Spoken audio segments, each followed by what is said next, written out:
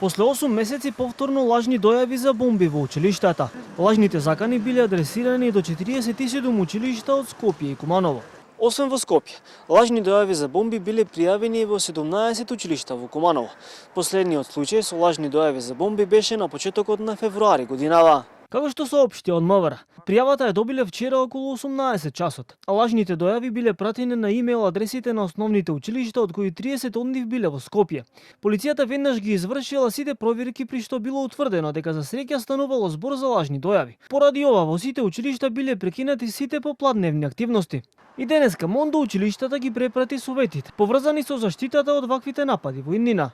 Министерството препорачува училиштата да ги користат само електронските адреси на Schools.mk. Службената комуникација на МОН со училиштата да се одвива само на службените мелови, а приватните електронски адреси на училишните веб сајтови задолжително да се заменат со официјалните, инаку со цел да се спречат ваквите појави. МОН, Министерството за дигитална трансформација и Финки уште во февруари изработија 12 препораки, со кои училиштата во земјава ќе се заштитат од лажните дојави за бомби и губењето на наставата. Бранот на лажните дојави на бомби беше особено изразен во 2022 и 2023 година, кога учениците со месеци отсуствуваа поради ваквите сајбер напади.